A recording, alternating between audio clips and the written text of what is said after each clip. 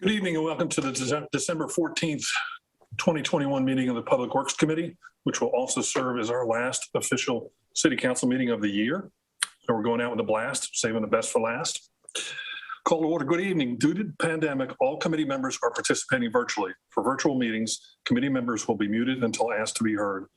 When there is a vote, a roll call will be conducted. A committee member will be recognized, raise their hand, and state their vote. Committee members are Councilmember Barbara Haynes-Burke, Vice Chair, Councilmember John Larson, Councilmember Annette Scipio, and myself, Jeff McIntosh. I do want to make an announcement that there will be no second City Council meeting in December. All committee items will be considered by the Mayor and City Council at the January 3rd Council meeting. As is typical, we have both consent items and general agenda items. And staff has asked me to indefinitely continue item C1. So if I could get a motion from a committee member to indefinitely continue that, I would appreciate it. Apparently they're just not prepared to go forward on that. So if I can get that motion, I'd appreciate it. I move to continue item C1. Second, Burke. Thank you. We have a motion and a second. Could I please get a roll call? Councilmember Burke, Yes. Councilmember Larson, Yes. Councilmember Scipio, Yes. Councilmember McIntosh. Yes. Okay, so we have an additional 4 items on the consent agenda. Are there any of those that members of the committee or council members would care to have pulled for discussion?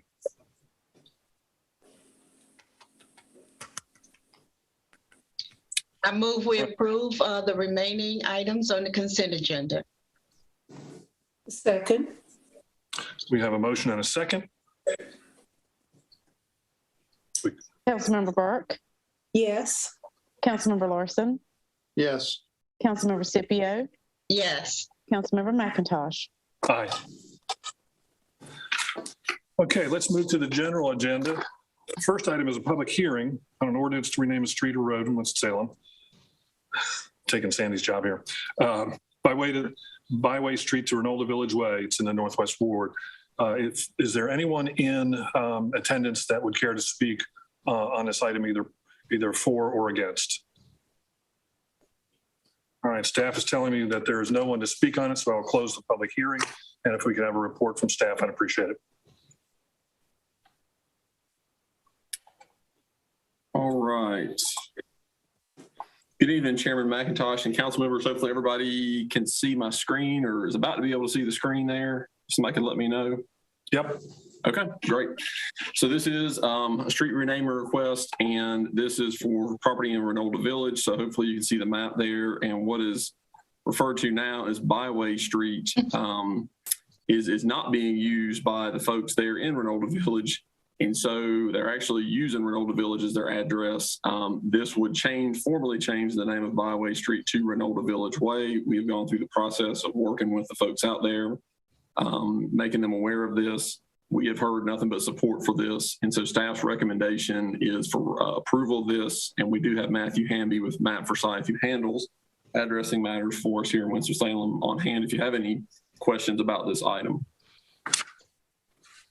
Since we have a fairly short agenda, I wouldn't mind having the address folks just give a little presentation on why it's such a big deal to get these matters right from a public safety standpoint. So Matthew, if you could give us a little heads up, I'd appreciate it. Yes, sir. So what happened on this one was there was an alarm call to a business, and the police department contacted me asking me to clarify the spelling, if it was by way with just a space in between or by hyphen way.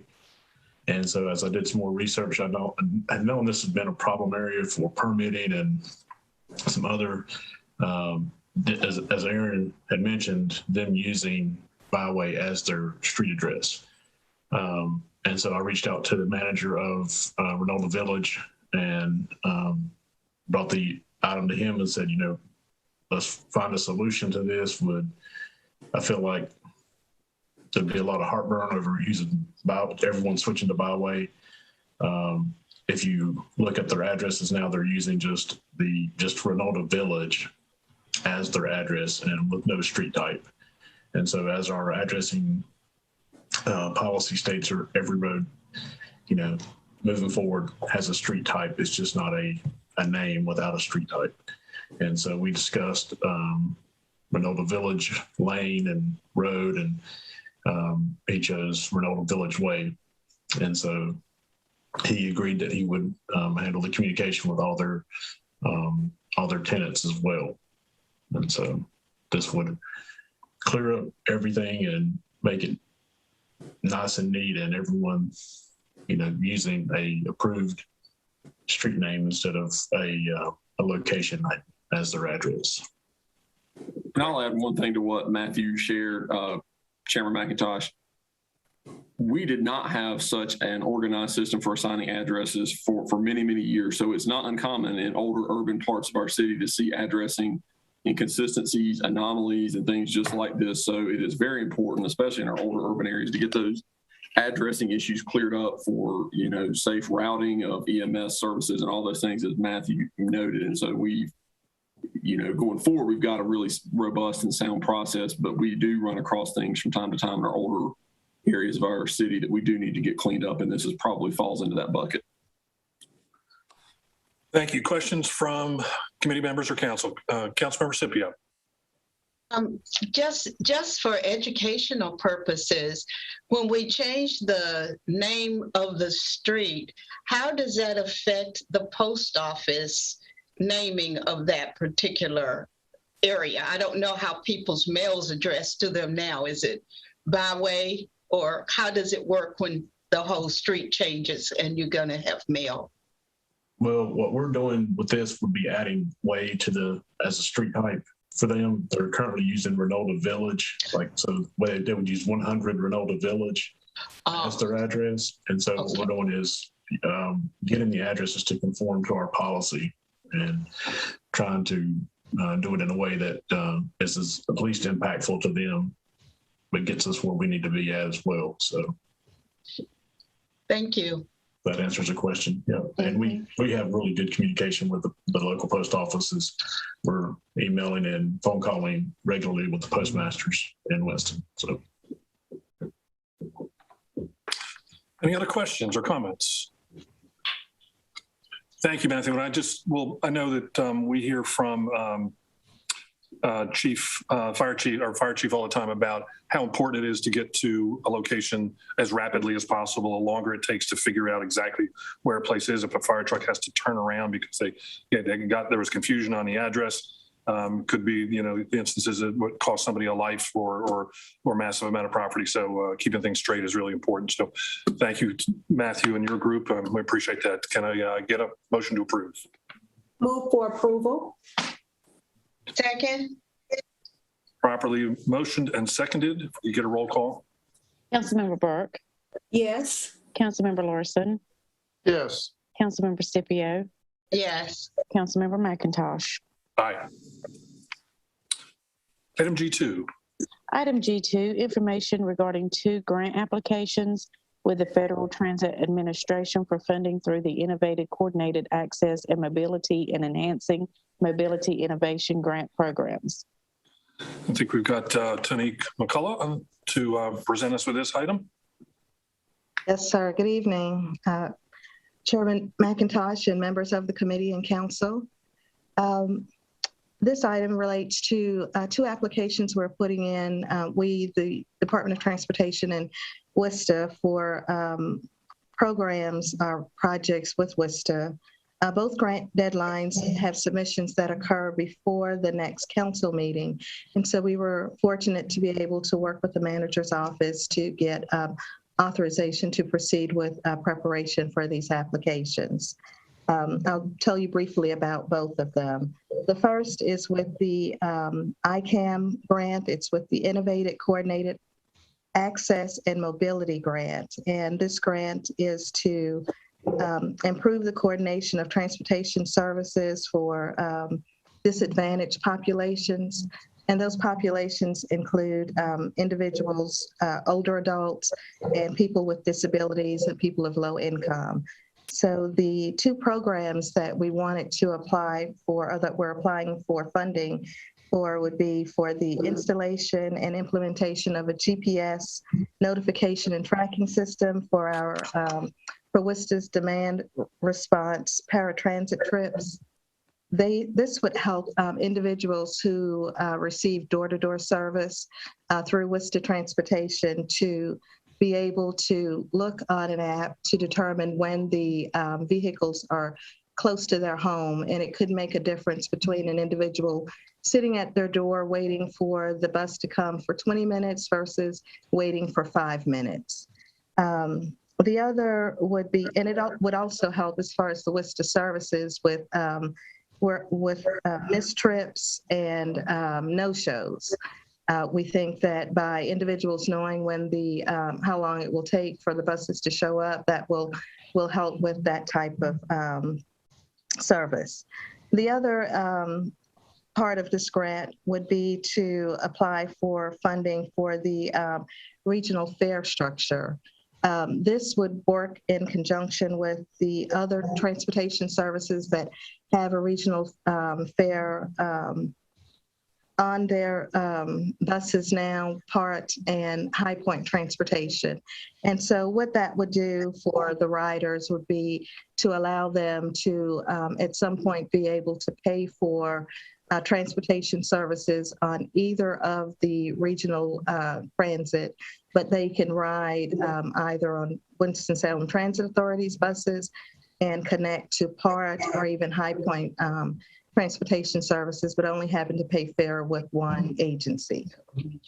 The application for this grant was due December 6th. So WISTA and DOT staff worked together to submit an application already.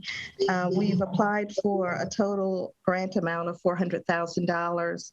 The local match is 20%, which is $80,000, and those funds are already budgeted in WISTA funds.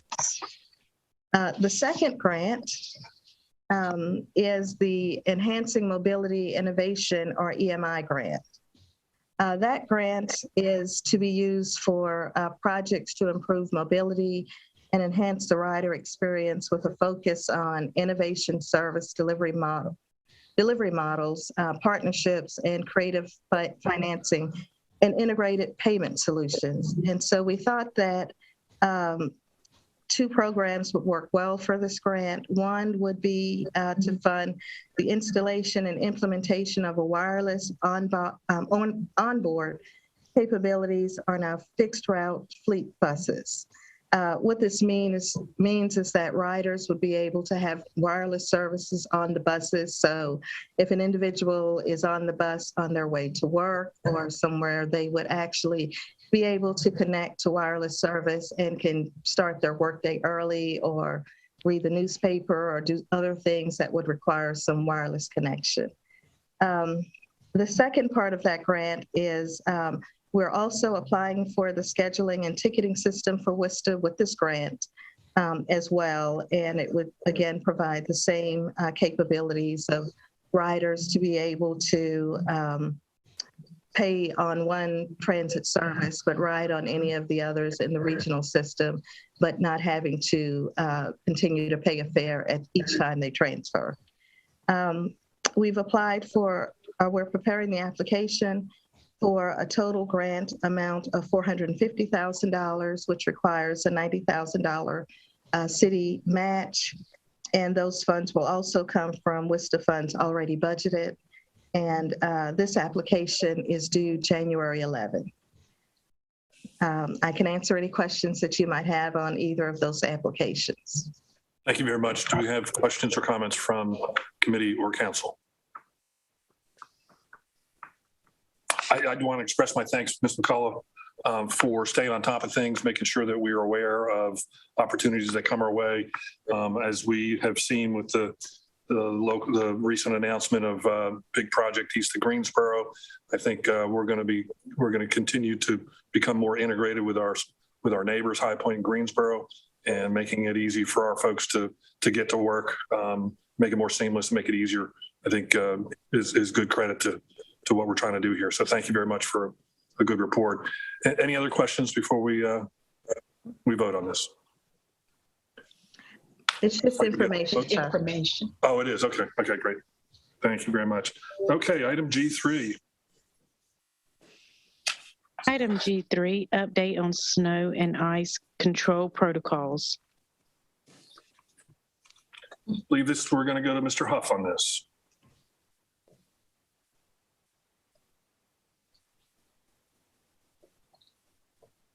Yes, good evening, Mr. Chairman, members of the committee and council. Hopefully we will have a presentation queued up. If not, I can share screen and show presentation as well.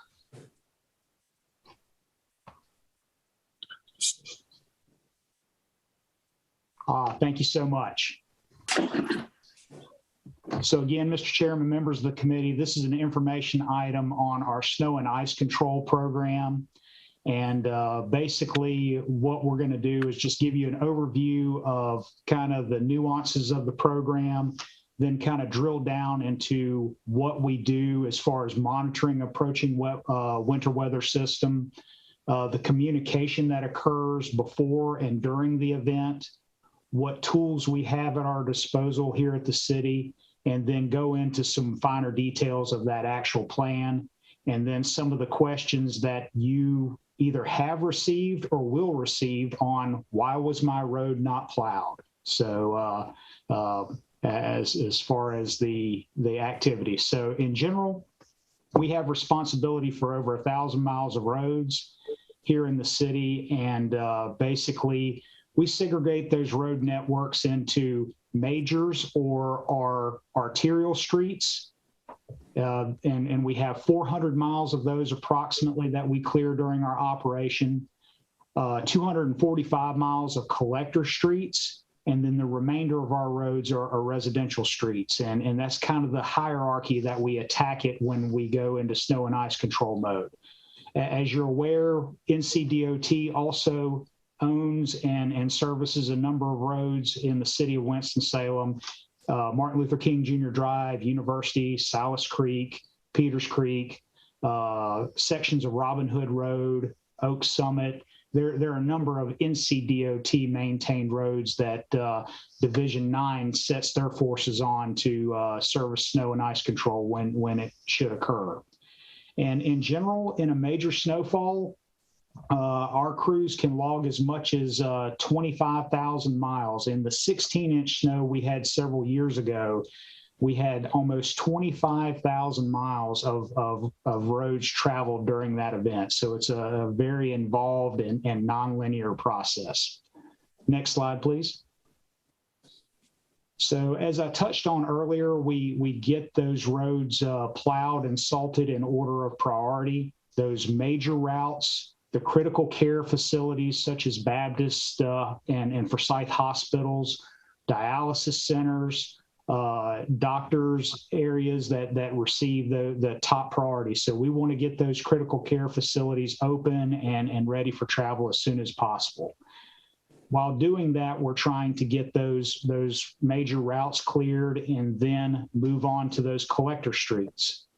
Then when the collector streets are cleared, then we move on to the residential areas.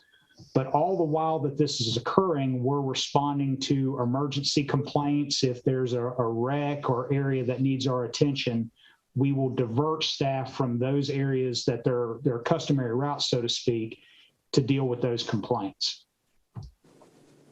So as far as the storm coming, we will monitor several different forecasts. We will look at various weather forecasts, NOAA, AccuWeather, Sandusky, local broadcasters, and we will factor all of that information into our strategy.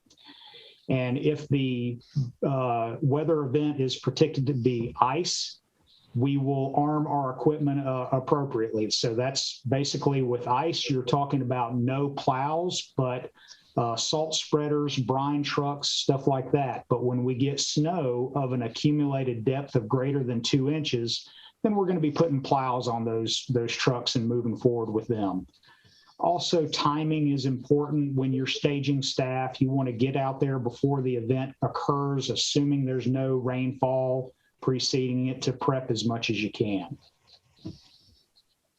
So with regard to communication, there's many city departments involved with this effort: fleet services, CityLink, marketing, emergency management, just to name a few.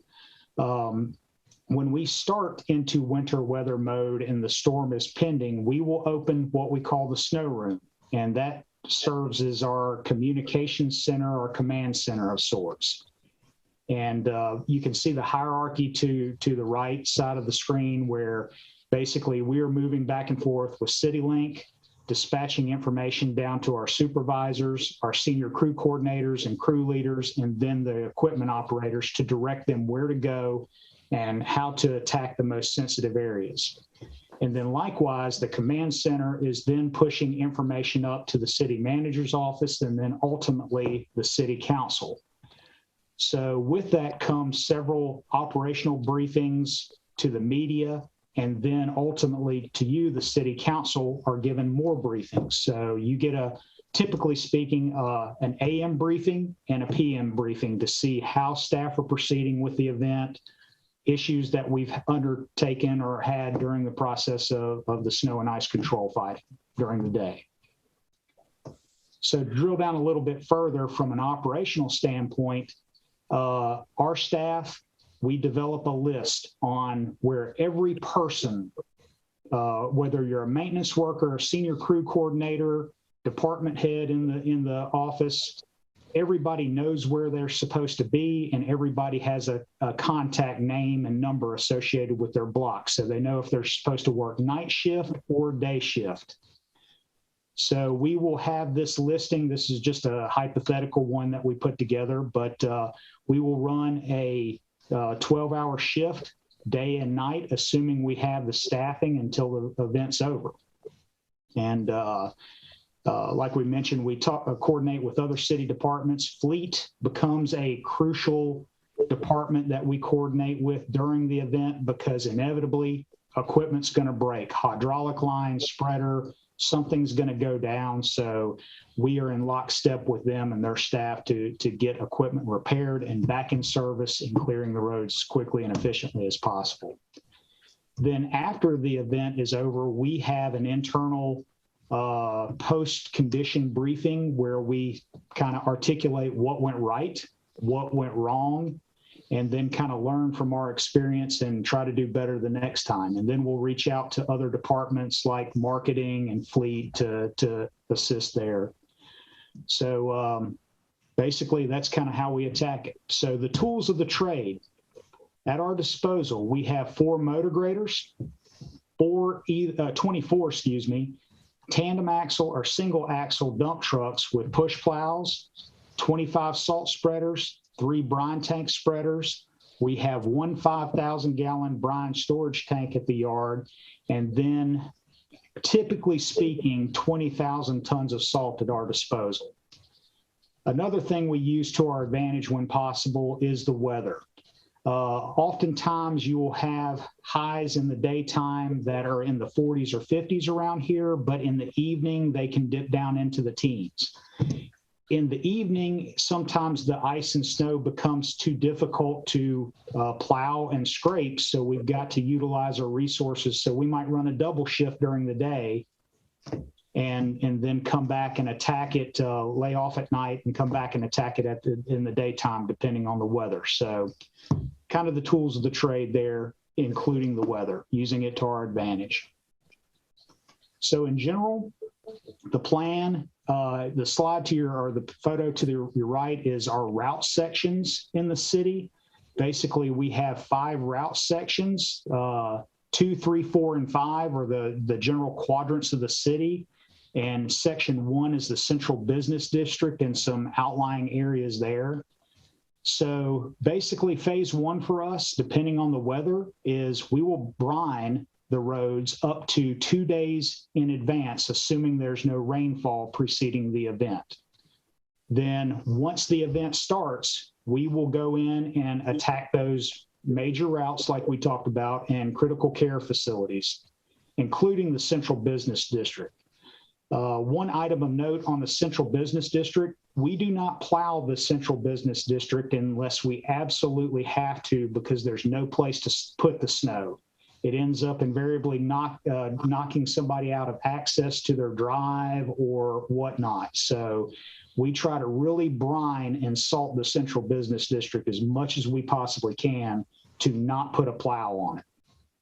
So after major routes and critical care facilities and the central business district is addressed, then we'll move to those collector streets, open up at least one lane, come back, get those cleared, and then work on those residential streets. As you can imagine, it takes several days to get to the point where you can work on these residential roads. So that's where folks are kind of getting antsy at that point. They're calling in, wondering where we're at. So that leads to the questions about why is my road not plowed? So next slide, please. So typically what we see from citizens, why is my road not being plowed? They're on a private street. It's not a city-owned road. They could be on a dirt road. They could be on a county road or a state NCDOT maintained road. A very popular one is lack of access. Oftentimes people put their cars on the street for easier ingress and egress outside when it starts snowing. And if you're on a 25-foot wide street, cars are parked on either side, a plow fully loaded with salt and a spreader, they can't get in and out. So if we can't access it safely, then we won't plow it. And then a lot of commercial properties call with private parking lots, whatnot, and we want to stick to our roads that we own, operate, and maintain. Heath, how about cul-de-sacs? Cul-de-sacs, we try to get the cul-de-sacs as well. They're a little bit more difficult to do. Ms. McCullough's on this line still. She had the wisdom and the foresight to get some F-250s with plows several years ago. And basically we try to use those in those tight radius areas, but they're difficult to get. Sometimes the drivers, based on their experience, have difficulty with cul-de-sacs. So yeah, great question. They are tough to get through when you've got a big piece of equipment, but those F-250s really help us out in the residential areas. Great. Thank you, Keith. Do I have questions or comments from the committee?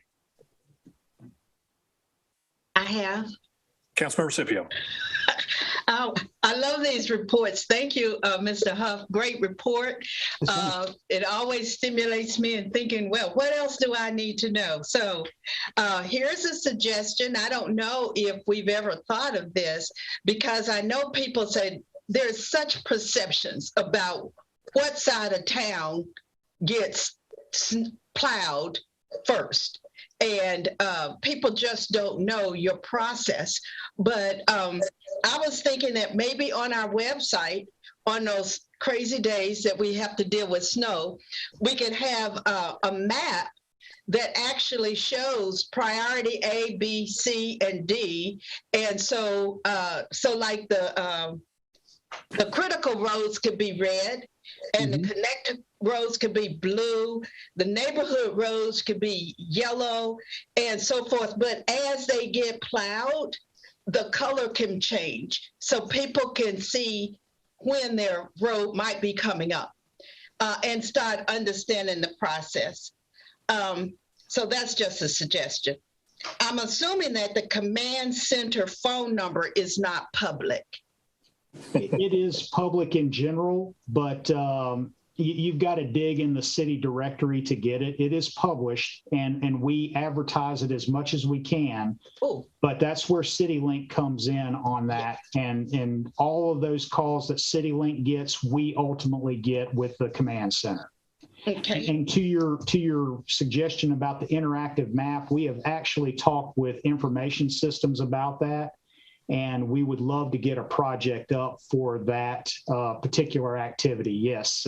So yeah, point taken, and 100% agree. So it seems like there are a lot of people. How much staff is on this snow removal crew? How many people are engaged and out and about? The Yeah, total complement. So our staff, fully staffed, and I'm glad you asked that question. Fully staffed, we have basically 84 to 87 people in field operations that turn out and respond to this. Either they're driving a truck, they're supervising a section, or they're attending the command center, or they're giving oversight. At this point, our office is down 40 positions, so we are going to need some assistance if we should get an event. And I've already talked with ACM King about that, about reaching other city departments to get their CDL drivers to help us out in the event we do get a severe winter weather event, if it should come. So all of us in traffic field operations are praying for a light winter, though. But I want some snow. Okay, I'll change my prayers. We don't have people.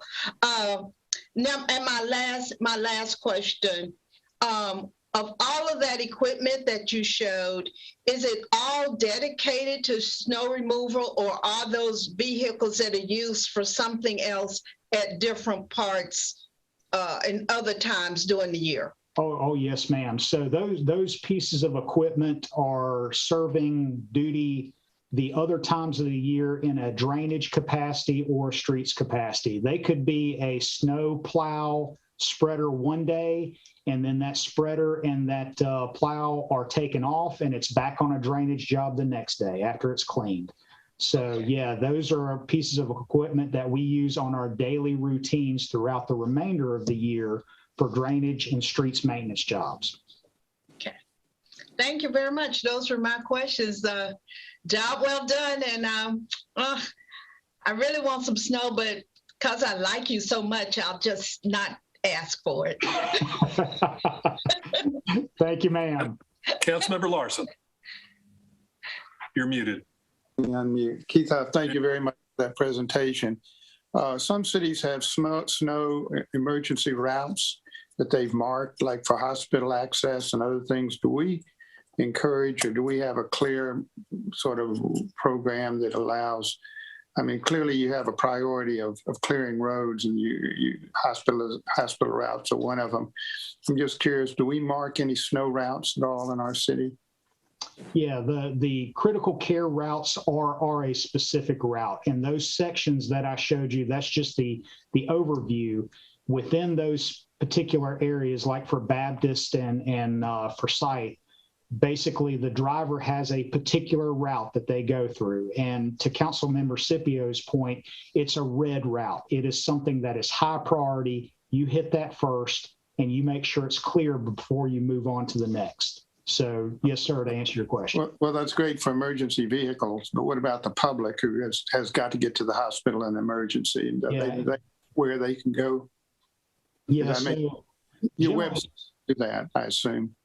Yeah, generally speaking, sir, those people that are ingressing and egressing the hospital, they're using those same major collector routes to get in, the Cloverdales and whatnot for Baptist and whatnot, and the Hawthorns for Site.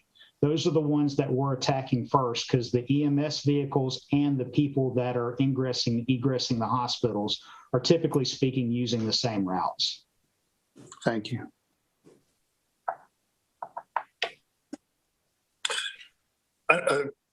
Keith, we didn't really have a major snow event last year, did we? No, sir. Knock on wood. My point is that we've got two council members who haven't had the pleasure of fielding the phone calls from their constituents about why their road is not plowed.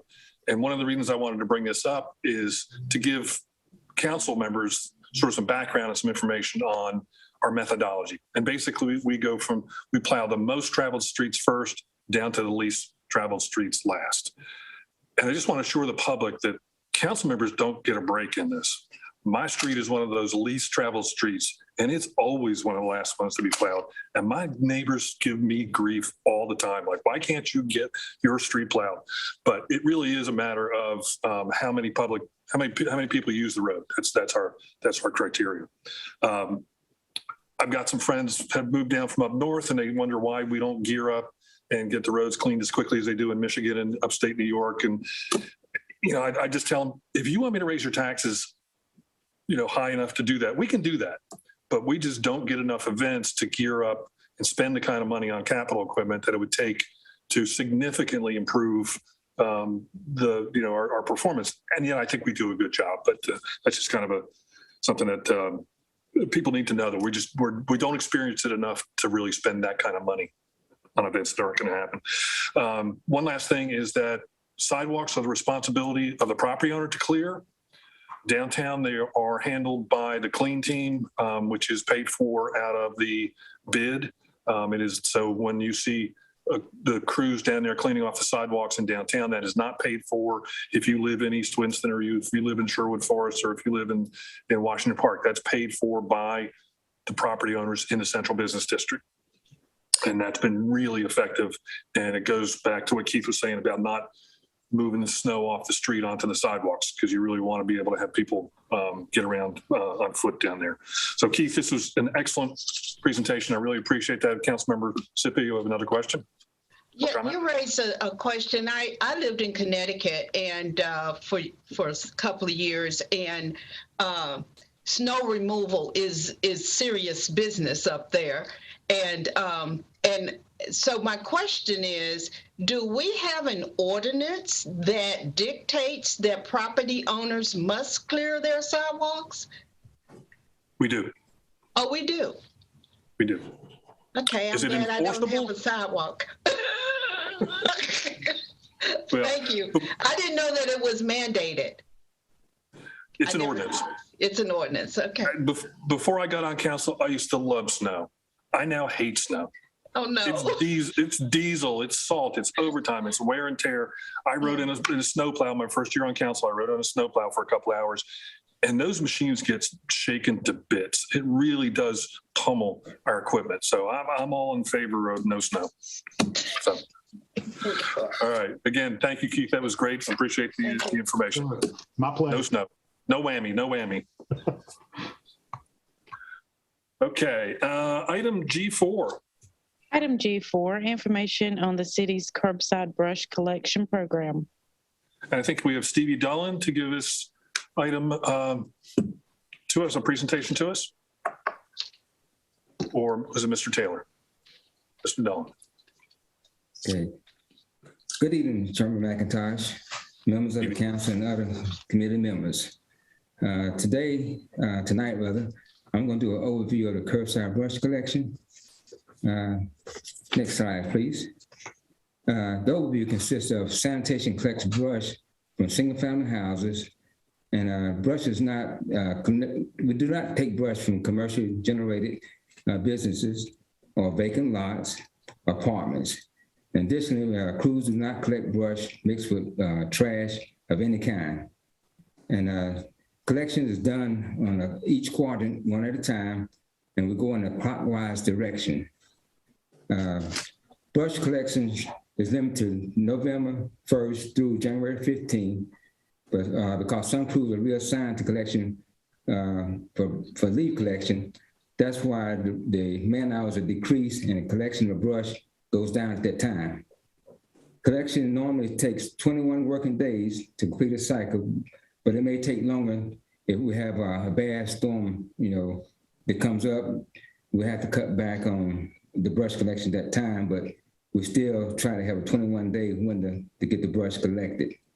Next slide, please. Vehicles used for brush collection. We have two vehicles. One is called a horse truck, it's also known as a knuckle boom truck.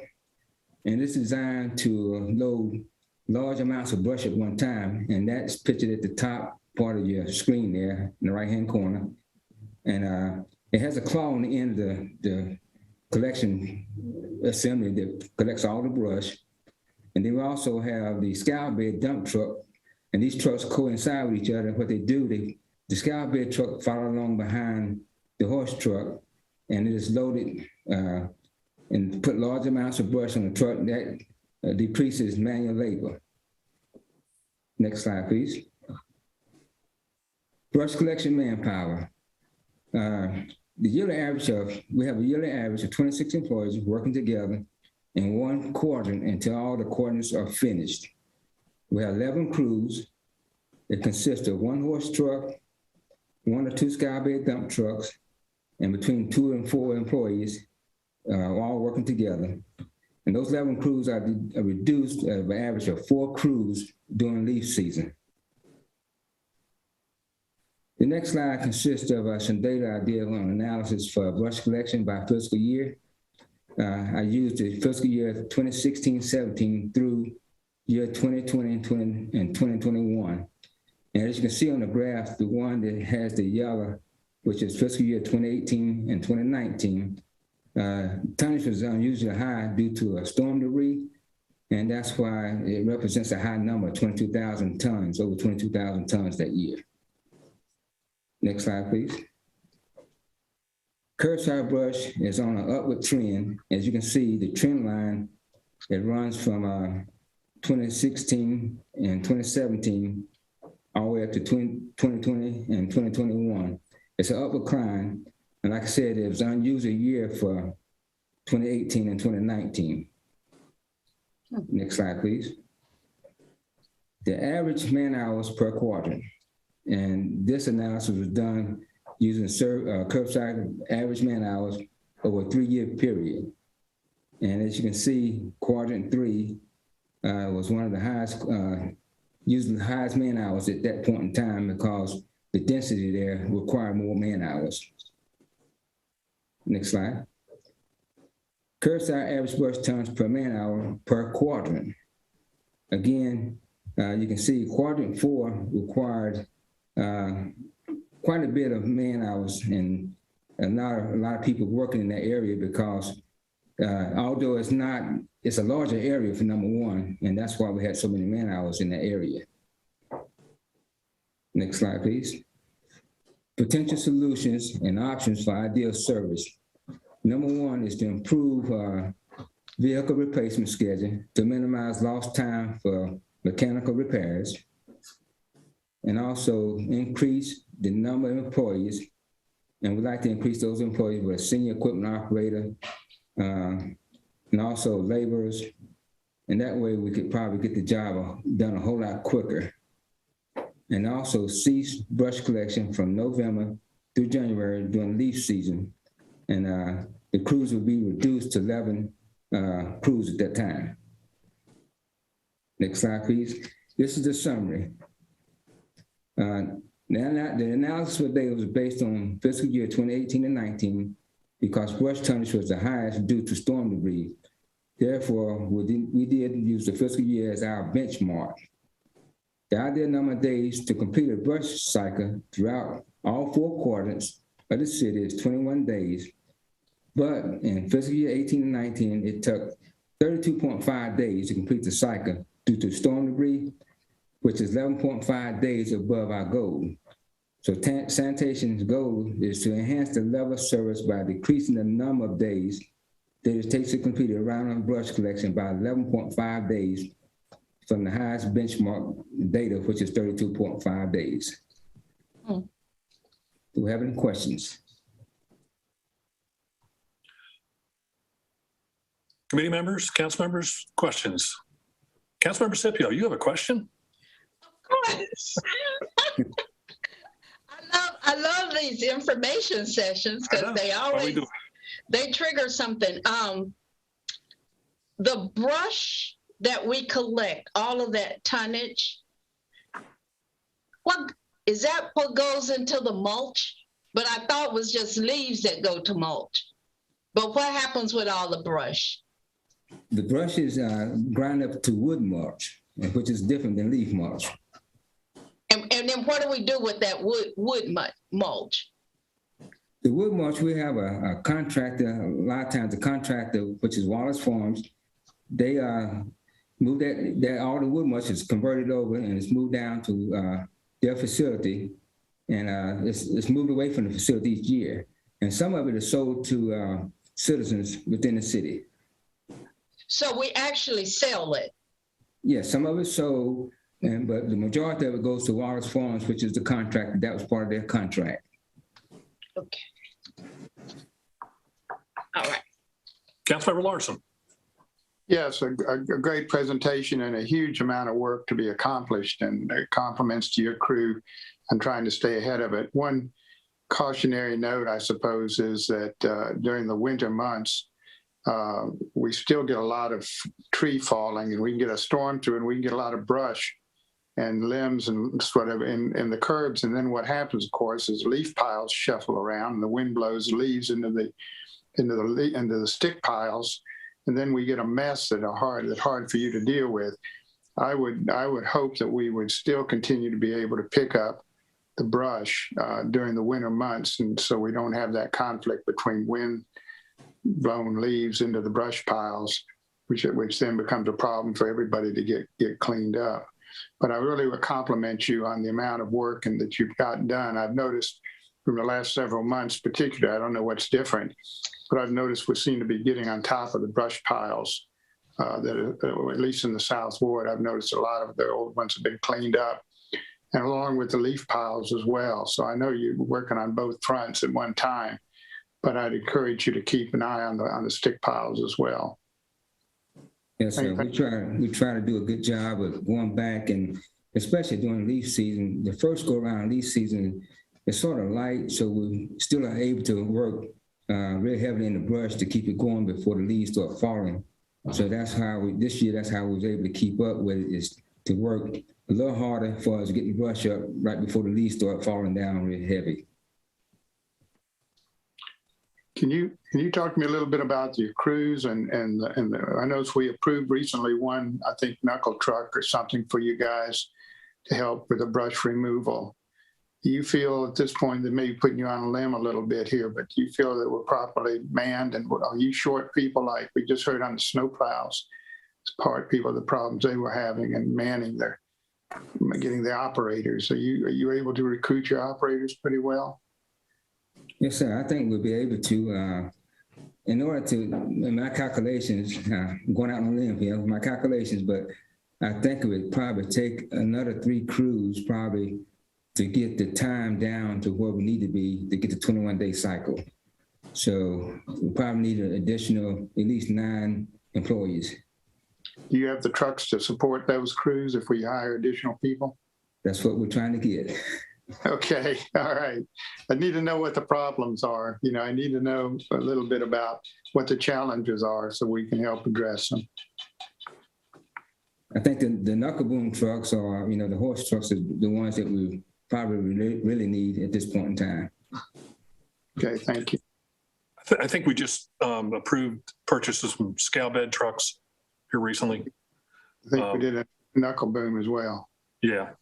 Mr. Dillon, thank you very much. That was an excellent report.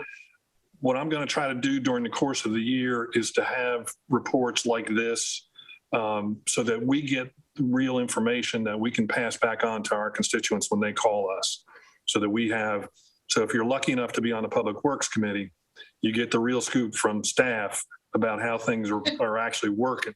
So the 4 of us can give detailed responses to our constituents. The other 4 people, they just got to with what they got.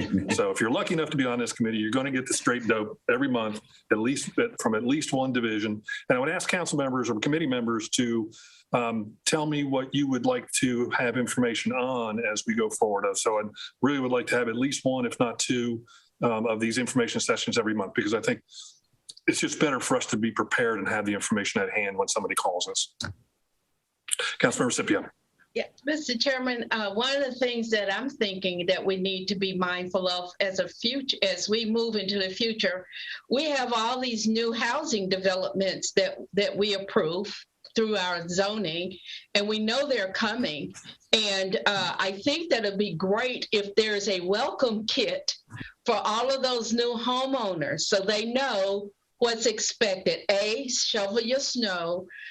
B, put your leaves not on the sidewalks, not in the streets, and your brush, and to give like a welcome kit of being good residents. And it also would help the departments know what to expect as these new developments come on board.